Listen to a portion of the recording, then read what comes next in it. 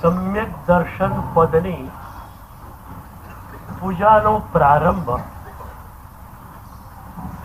પૂજ્યપાદ પદ્મ વિજય મહારાજ સાહેબે બહુ જ મજાથી કર્યો. પ્રભુ નિર્મલ દર્શન કીજીએ.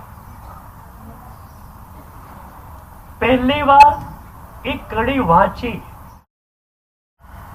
ત્યારે હું પણ આશ્ચર્યચકિત બન્યો. પ્રભુનું દર્શન કરવાનું હોય, આ કડીમાં લખેલું પ્રભુ નિર્મલ દર્શન કીજીએ. નિર્મલ દર્શન એટલે શું?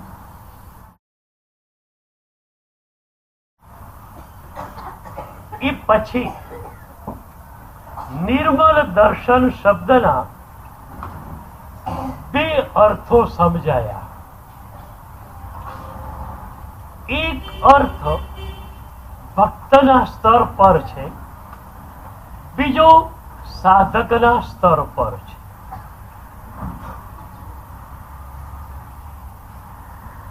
ભક્તના સ્તર પર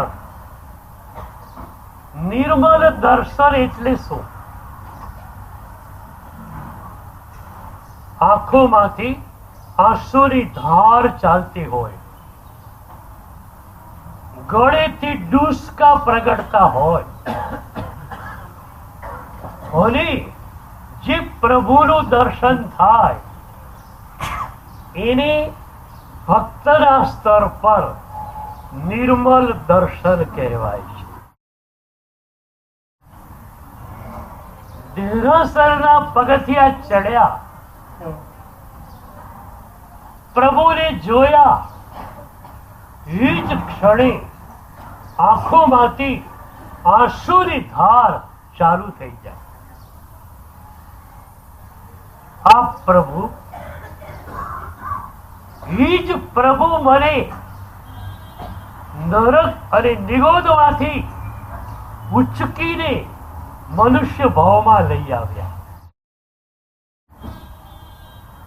આજ પ્રભુની કૃપાથી એનું શાસન મને મળ્યું.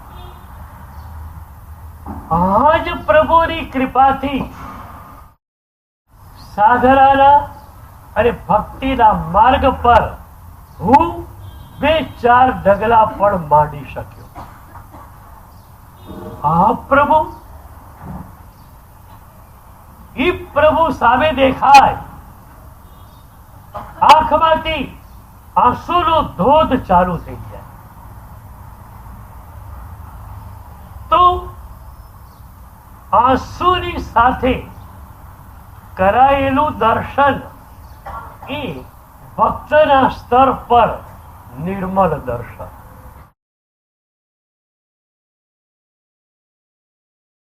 તમે બધા ભક્ત છો ને? યા તો તમે ભક્ત હો, યા તો તમે સાધક હો.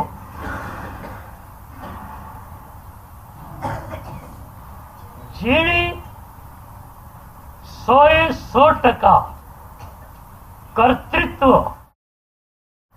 પ્રભુના ચરણોમાં સમર્પિત કર્યું એ ભક્ત. જે એમ કહી દે કે પ્રભુ હું કઈ જ કરવાનું નથી, મોક્ષમાં લઈ જવો હોય તો તું લઈ જા, હું તો બેઠો છું અહીંયા. મારી તાકાત પણ ક્યાં છે કે સાધના માર્ગે, ભક્તિ માર્ગે 1 ઇંચ કે 1 સેન્ટીમીટર પણ હું ચાલી શકું. પ્રભુ હું કઈ જ કરવાનો નથી, બધું જ તારે કરવાનું છે.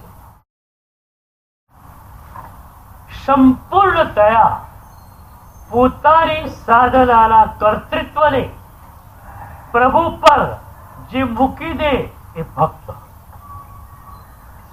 અને જેની પાસે 1% કર્તૃત્વ છે,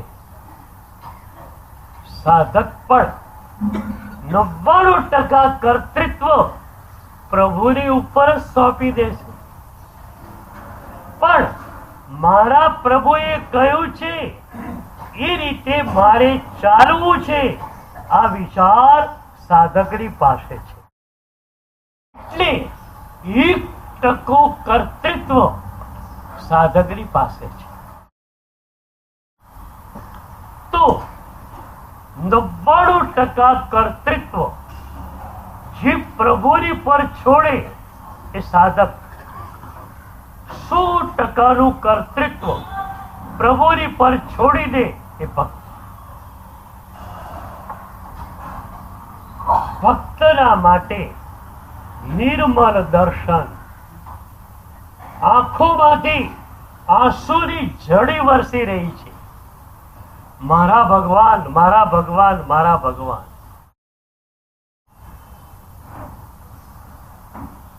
સાધકના સ્તર પર નિર્વિકલ્પતાની પૃષ્ઠભૂમિકા ઉપર જે દર્શન થાય એ નિર્મલ દર્શન છે. દેરાસરે તમે ગયા, તમે ગયા એમ કહું કે તમારું શરીર ગયું એમ કહું? આજે બધા જ દેરાસરે જઈને આવ્યા હશો. બરોબર વિચાર કરીને કહો કે માત્ર તમારું શરીર ગયેલું કે તમે પોતે પણ ગયેલા હતા?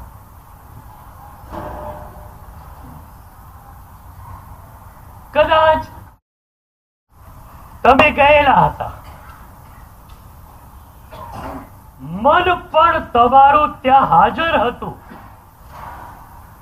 પણ એ મન વિચારોમાં ડૂબેલું હતું. તો એ મન દ્વારા પ્રભુનું દર્શન સી રીતે થાય?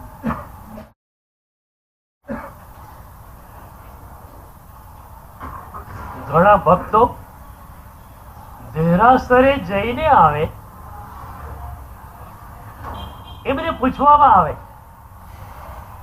કે આજે પ્રભુજીની આંગી કેવી હતી? એટલે એ ભાઈ માથું ખંજવાળે, ભગવાનની આંગી તો હશે જ, પણ કેવી આંગી હશે એ મને ખ્યાલ નથી. શરીર દેરાસરમાં ગયેલું, આંખો ખુલ્લી હતી, મન વિચારોમાં ઘેરાયેલું હતું. એટલે સાધકના નિર્મલ દર્શનની એક જ શરત છે, નિર્વિકલ્પતા પૂર્વક પ્રભુનું દર્શન થવું જોઈએ. જે ક્ષણે તમે પ્રભુની પાસે ગયા, તમારા મનમાં એક પણ વિચાર ન હોવો જોઈએ. બહાર મૂકીને જાઓ ને બધા વિચાર, પણ પેલી નિશ્ચય બોલો,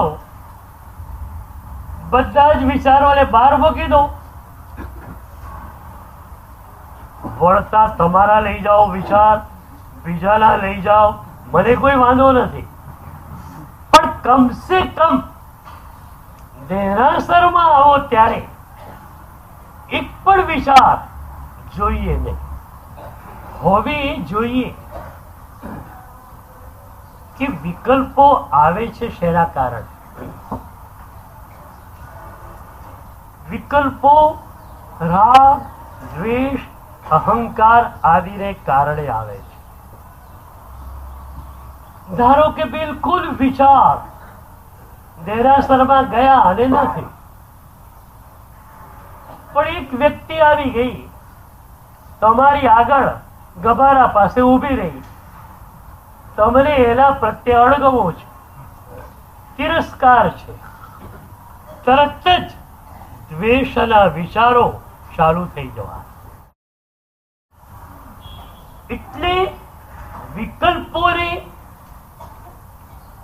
પેદા ન થવા દેવા હોય તો રાગ, દ્વેષ, અહંકાર એ બધાને શિથિલ કરવા પડે.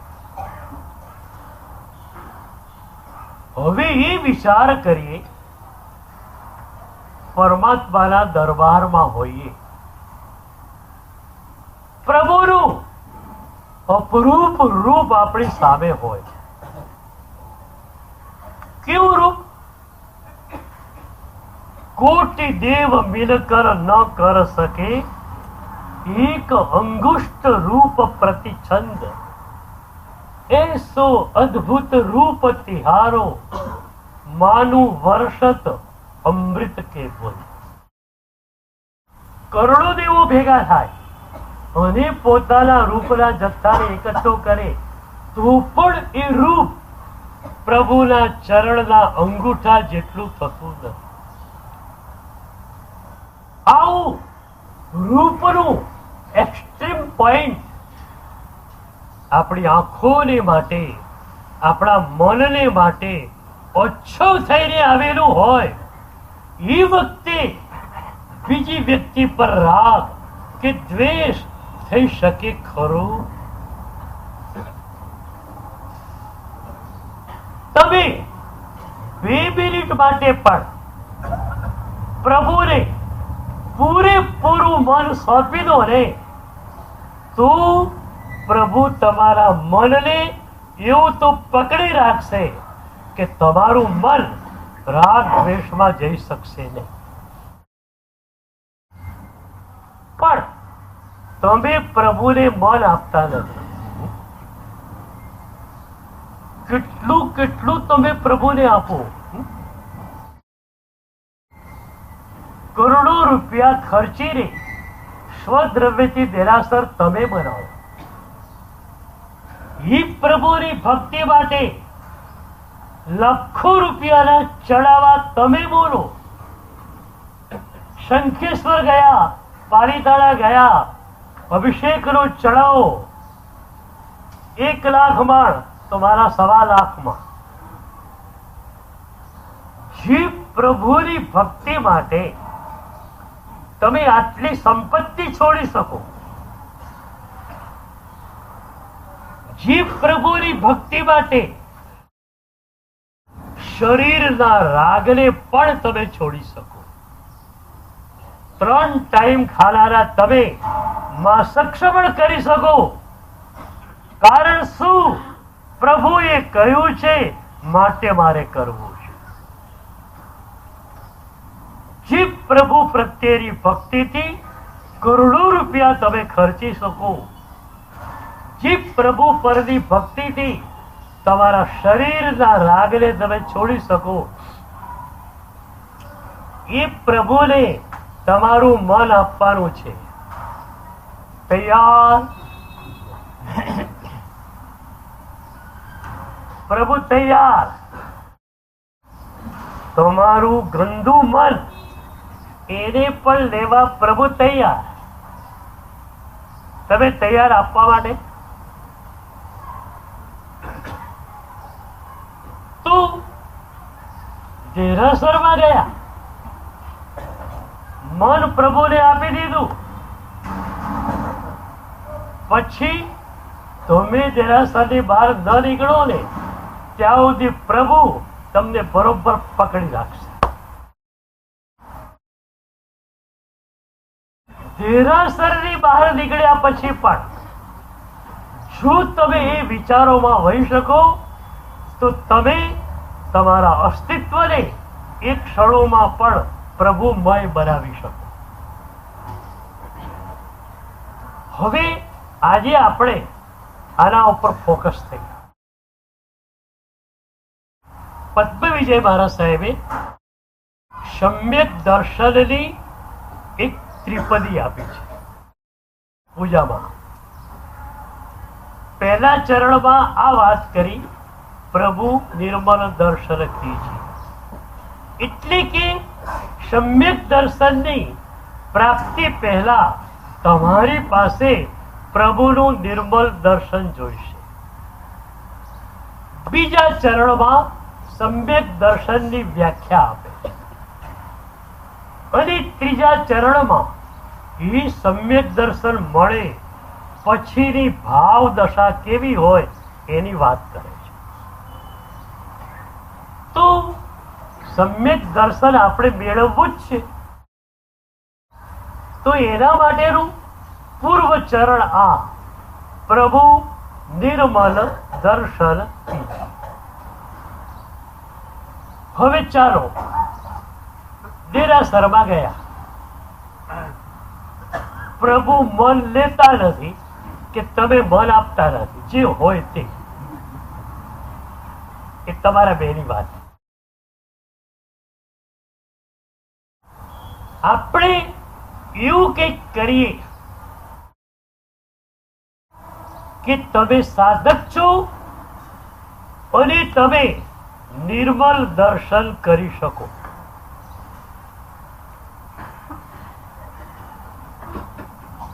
તો વિકલ્પોને હટાવવા છે. વિકલ્પોને હટાવવા માટે રાગ દ્વેષને શિથિલ કરવા છે. અને રાગ અને દ્વેષ શિથિલ બનેલા હશે તો દેરાસરમાં ગયા પછી તમે તમારા મનને નિર્વિકલ્પ રાખી શકશો અને પ્રભુનું નિર્મલ દર્શન કરી શકશો. બરોબર? તો આપણી પ્રેક્ટિકલ સાધના એ થઈ કે રાગ દ્વેષ અહંકારને આપણે થોડા શિથિલ બનાવવા છે. એના માટે પૂજ્યપાદ ચિદાનંદજી મહારાજે રૂપસ્થ ધ્યાનની વાત કરી. 4 ધ્યાન છે: રૂપસ્થ, પદસ્થ, પિંડસ્થ અને રૂપાતીત. પહેલું ધ્યાન રૂપસ્થ ધ્યાન. એ રૂપસ્થ ધ્યાન થોડુંક તમે ઘૂંટી શકો તો વિભાવો પર, રાગ દ્વેષ પર તમારું નિયંત્રણ આવે. એ નિયંત્રણ આવે એટલે વિકલ્પો પર નિયંત્રણ આવે, અને વિકલ્પો પર નિયંત્રણ આવે એટલે નિર્મલ દર્શન થઈ જાય. You can do this, but if you desire, તમે જો ઈચ્છો આજે જ આ પ્રક્રિયાને કરીને તમે તમારા મનને નિર્વિકલ્પ બનાવીને પ્રભુનું નિર્મલ દર્શન કરી શકો એમ છો.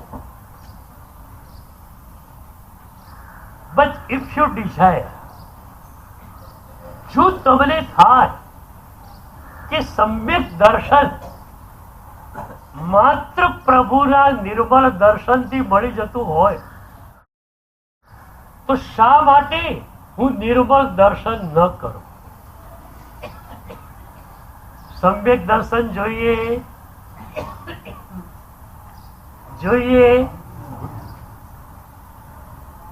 અને એ સમ્યક દર્શન જોઈએ તો પ્રભુનું નિર્મળ દર્શન જોઈશે. જો તો રૂપસ્થ ધ્યાન બહુ જ મજાનું છે. મજાનું એટલા માટે છે કે તમે જ્યાં છો ત્યાંથી શરૂઆત થઈ છે. પ્રભુનું દર્શન આપણે જોયું અઘરું છે, પણ એવા એક દર્શનની વાત કરે છે જે દર્શન તમે અત્યારે કરી શકો. બહુ જ પ્યારી કડી છે. રહત વિકાર સ્વરૂપ નિહારી, તાકી સંગત મરસા ધારી, નિજ ગુણ અંશ લહે જબ કોય, પ્રથમ ભેદ તેણે અવસર જોયો. ચિદાનંદજી મહારાજ એક સવાલ કરે છે કે ભાઈ, પ્રભુનું દર્શન અઘરું છે, માની લીધું.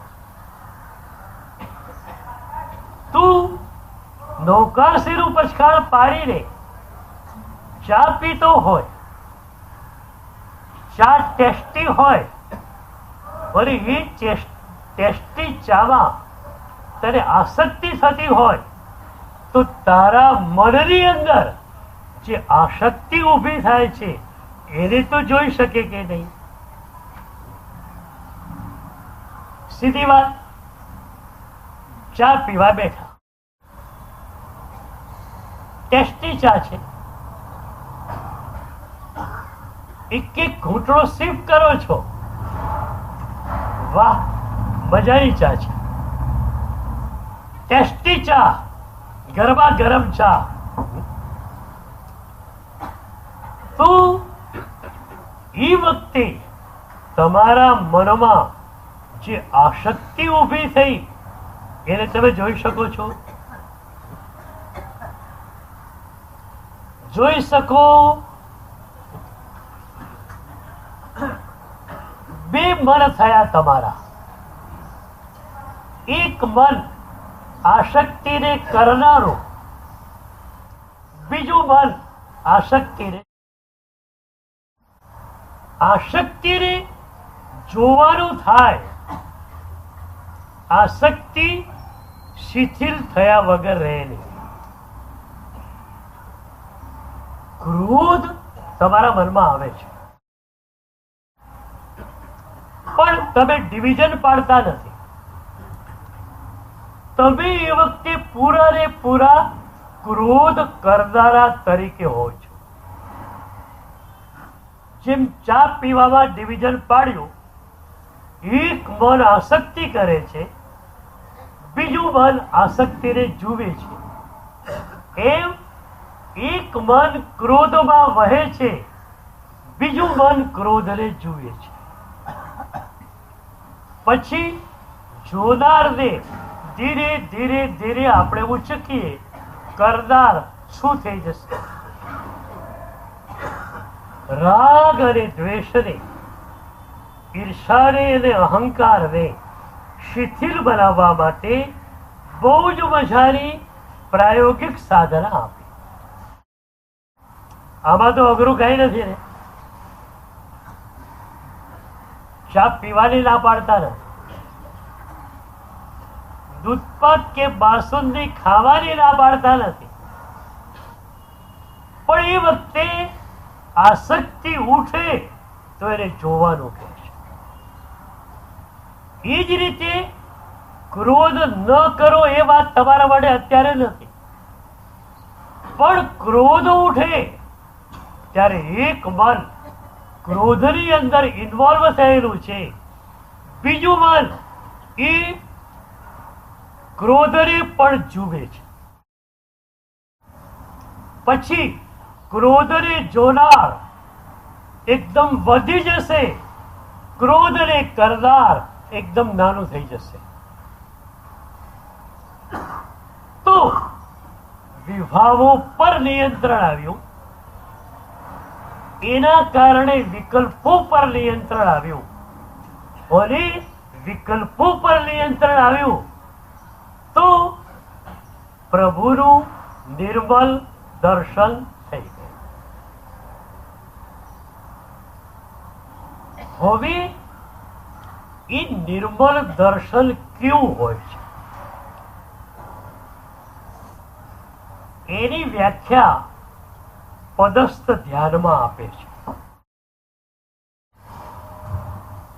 પદસ્થ ધ્યાનમાં આપણે એવી કલ્પના કરીએ છીએ કે આપણે સમૌ શરણમાં બેઠા છીએ, મહાવિદેહમાં આપણે પહોંચી ગયા છીએ, પ્રભુના સમૌ શરણમાં આપણે બેઠા છીએ અને પ્રભુને આપણે જોયા જ કરીએ છીએ. તો એ પદસ્થ ધ્યાન તમને કરતા આવડે નિર્મલ દર્શનમાં તમે ડૂબી જાઓ. પદસ્થ ધ્યાનની વ્યાખ્યા આપી તીર્થંકર પદવી પ્રધાન गुण अनंत को मानो स्थान. गुण विचार निज गुण जे लहे ध्यान पदस्थ सुगुरु इम कहे. चिदानंदजी महाराज कही રહ્યા છે પણ કેટલી નમ્રતા એક સદગુરુના શબ્દોમાં હોય છે. ધ્યાન પદસ્થ સુગુરુ એમ કહે. હું કહું છું એમ નહીં, સદગુરુઓની પરંપરા દ્વારા મને આ જ્ઞાન મળેલું છે અને એ જ્ઞાન હું તમને આપું છું. આમાં મારા ઘરનું કશું જ નથી. તો આ પદસ્થ ધ્યાન પણ તમે રોજ કરી શકો એમ છો. દેરાસરમાં ગયા, પ્રભુની સામે તમે બેઠા છો. આદિનાથ પરમાત્મા જેવા મોટા પરમાત્મા છે. તમે પ્રભુના મુખ પર જુઓ છો. કેવા પરમાત્મા છે? गुण अनंत को मानो स्थान. अनंत गुण थी युक्त प्रभु છે. એ અનંત ગુણ નો અનુભવ આપણે સી રીતે કરશું? પ્રભુના મુખ પર જોઈશું અને પ્રભુના મુખ પર જે વિતરાગ દશા, જે પ્રસવ રસ દેખાઈ રહ્યો છે એને બરોબર જોઈશું. તો બહુ પ્યારા શબ્દો આપ્યા. તીર્થંકર પદવી પ્રધાન ગુણ અનંત કો માનો સ્થાન. હવે શું કરવાનું? ગુણ વિચાર નિજ ગુણ જે લે. આ પદસ્થ ધ્યાન. એ પ્રભુનું જે ગુણ છે વિતરાગ દશા, એ ગુણ મારી અંદર છે. એનો વિચાર, એનું ચિંતન ચાલુ થાય. પ્રભુના મુખ પર શું દેખાય? તમે સરસ કપડા પહેરીને નીકળ્યા હો ને તો ચહેરા ઉપર શું દેખાય? કેવા અપ ટુ ડેટ કપડા પહેર્યા. પ્રભુ વિતરાગ છે. તમે સોનાની આંગી ધરાવી, હીરાનો મુગટ પહેરાવ્યો, પ્રભુના ચહેરા ઉપર કોઈ ફરક પડે? એ શંકેશ્વર દાદા પૂનમના 5000 ભક્તો હોય, એકમના 500 ભક્તો પણ નથી. પ્રભુના મુખ પર કોઈ ફરક પડે? ગઈકાલે તો 5000 ભક્તો હતા, આજે તો દેખાતા જ નથી.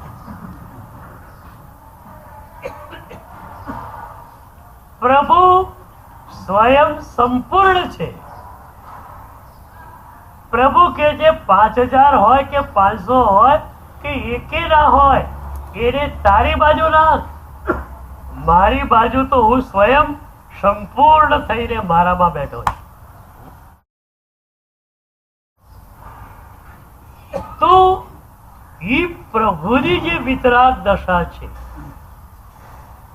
એનો વિચાર ક્યારે આવે છે? એ પ્રભુ સ્વયં સંપૂર્ણ છે. ન તમારા દાગીનાની એમને જરૂર છે, ન તમારી ભક્તિની એમને જરૂરત છે.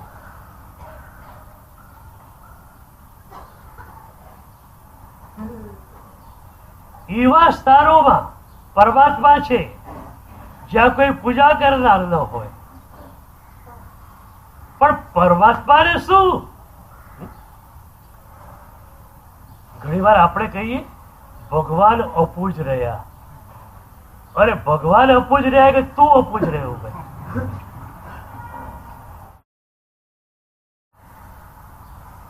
પરમાત્માની પૂજા તો તમે ક્યાંય ન કરતા હો તો વિદ્યાધરો અને દેવો કરતા હોય છે.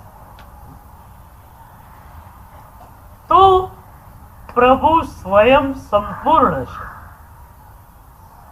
એમને બહારની એક પણ ચીજની જરૂરિયાત નથી. તમે પણ એવા જ છો. શરીરની માયા વળગેલી છે એટલે રોટલી અને દાળ જોઈએ છે. એ બી ન હોય તો આત્મા તો અણહારી જ છે. તમે બોલો ને, અણહારી પદ મેં લયો વિગ્રહ ગઈ અનંત. એ તમને ખ્યાલ છે? તમે પણ અને હું પણ અણહારી અવસ્થામાં અનંતી વાર રહેલા છે ખ્યાલ?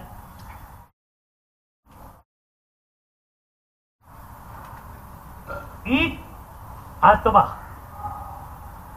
એક શરીરમાંથી બીજા શરીરમાં જાય ત્યારે શું થાય? એક કીડી અહીંયા જ છે ને મરે છે. અહીંયા એને ઉત્પન્ન થવાનું છે. તો એને ત્યાં પહોંચતા કેટલી વાર લાગે? પહેલા સમયે એ સીધી ઉપર જાય. આત્માનો સ્વભાવ ઉર્ધ્વ ગમનનો જ છે.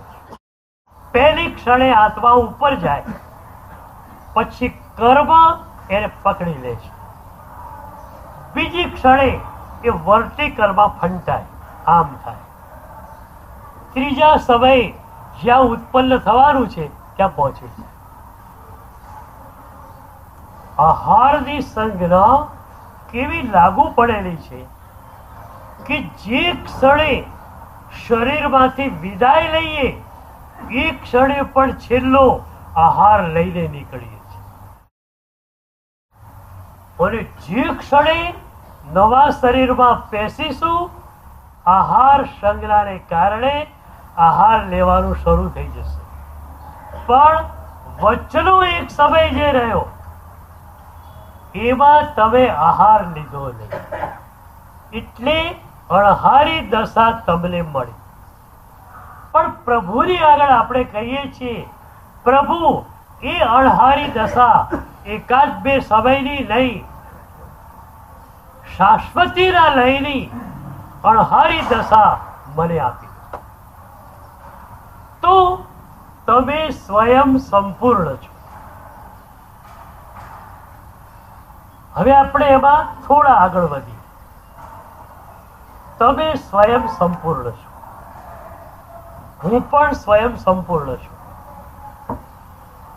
પણ મને પણ શરીર છે.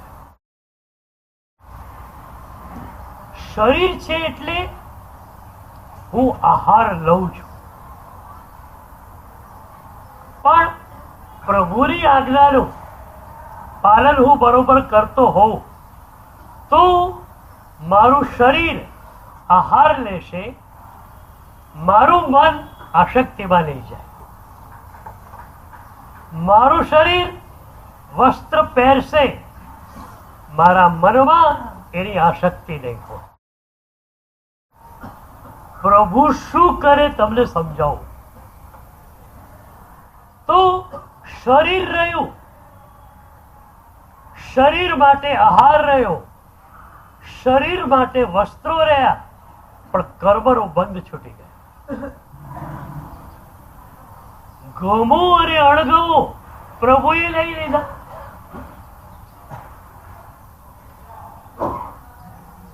એક સાધુએ વાપરી લીધું. શું વાપર્યું એનો એને ખ્યાલ નથી. કેમ? શરીરે ખાઈ લીધું, મન પ્રભુની આજ્ઞાના ચિંતનમાં હતું. તો મારે એક મજાની વાત આજે કરવી છે કે તમે સ્વયં સંપૂર્ણ છો જ. શરીર છે તમારી પાસે એટલે ખાવું પડે. શરીર છે મર્યાદા માટે વસ્ત્રો પહેરવાના છે, પણ ભોજન લેતી વખતે તમે આસક્તિમાં ન જાઓ. વસ્ત્રો પહેરો અને આસક્તિમાં ન જાઓ, આટલું તમે કરી શકો છો. એ જ રીતે કુટુંબનું પાલન તમારે કરવાનું છે. પૈસા કમાવાના છે. તમે ધંધો કરો પણ છો, પણ એ ધંધા દ્વારા પૈસાને મેળવો પણ છો, પણ એ પૈસાની પ્રાપ્તિ ઉપર વધુ પડતો રાગ તમે કરતા નથી. શું પ્રભુએ અદ્ભુત સિસ્ટમ આપી છે. અમે અહીંયા રહીને તો ઘણા બધા કર્મબંધોથી પર રહી શકીએ. તમે ત્યાં રહીને પણ ઘણા બધા કર્મબંધોથી પર રહી શકો. પૈસા કમાયા પણ ખરા, પુણ્યને કારણે મળી ગયા. જરૂરિયાત પૂરતું કમાવું છે અને એમાં પણ રાગ કરવો નથી. તો આ પદસ્થ ભાવ છે કે પ્રભુ સ્વયં સંપૂર્ણ છે, હું પણ સ્વયં સંપૂર્ણ છું. પણ અપૂર્ણતા ક્યાં આવી? એક મારું શરીર છે ત્યાં. હું ઘણી વાર કહું છું, શરીર છે અને વધારે પડતી વેદનાને હું નથી સહન કરી શકતો. એટલે બહુ વેદના થાય તો પેઇન કિલર હું લઈ પણ લઉં છું.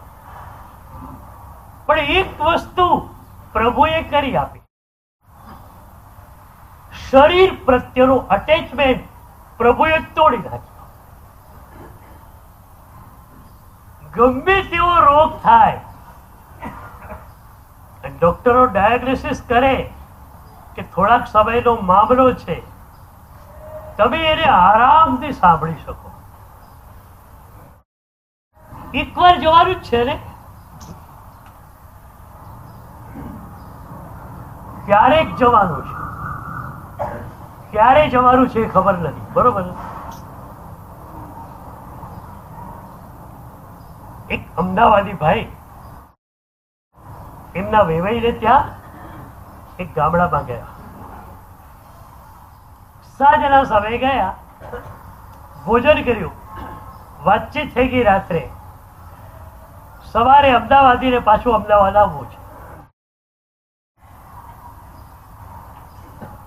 ટેક્સી લઈને આવેલો, ટેક્સી મૂકી દીધેલી. સવારે એને વેવાઈને પૂછ્યું કે મારે અમદાવાદ જવું છે, શું સાધન મળે? તો પેલા વેવાઈએ કહ્યું, એટલું નાનકડું આ ગામ છે કે રિક્ષા, છકડો, ટેક્સી કશું જ આ ગામમાં અવેલેબલ નથી. એક બસ આવે છે અને અમદાવાદ જાય છે. પૂછ્યું બસનો ટાઈમ શું? તો કે બસનો ટાઈમ એવો છે કે 6 થી 10 માં ક્યારે પણ આવી જાય. બાપુ સહી ખાતું છે અહીંયા. ડ્રાઈવર ટાઈમસર ઉઠી ગયો તો 6 વાગે પણ એસટી આવી છે, અને ડ્રાઈવર ઊંઘી ગયો એ કોઈ એના સગા સંબંધીને ત્યાં પહોંચી ગયો તો 10 વાગે પણ બસ આવી છે. આવે છે એ નક્કી, ક્યારે આવે છે એ નક્કી નથી. પેલો ભાઈ અમદાવાદી, એને જવું જ છે અમદાવાદ, એ શું કરે? એ કે 5:45 વાગ્યા દર્શન પ્રભુના કરી લઉં, બસ સ્ટેન્ડ પર પહોંચી જાઉં. કદાચ આજે પણ 6 વાગે બસ આવી જાય તો થર્મોસની અંદર ગરમ ચા ભરી લે છે, નાસ્તો બોક્સમાં લઈ લે છે. જ્યારે પણ નૌકાશીનો પચકાળ આવશે પાડીને નાસ્તો કરી લઈશ, પણ બસ સ્ટેન્ડ પર ટાઈમસર હાજર થઈ જાય. એ 6 વાગે હાજર. સૂત્ર એ હતું, બસ ક્યારેક જરૂર આવે છે, પણ ક્યારે આવે છે એ નક્કી નથી. આ બસ ક્યારેક ઉપડવાની છે, ઉપડવાની એ નક્કી. અહીંયા કાયમ આ બસ રહેવાની નથી, પણ ક્યારે ઉપડવાની એ પણ નક્કી નથી. ક્યારેક ઉપડવાની એ નક્કી, પણ ક્યારે ઉપડવાની એ નક્કી નથી. તો શું કરીએ? જાગૃત બની જઈએ. જ્યારે પણ મૃત્યુ આવે તૈયાર છીએ. તો પ્રભુની વિતરાગ દશાને જુઓ અને વિચારો કે એ જ વિતરાગ દશા મારી ભીતર છે. પ્રભુનો પ્રસમ રસ જોયો, વિચાર્યો, એ જ પ્રસમ રસ મારી ભીતર છે. આ પદસ્થ ધ્યાન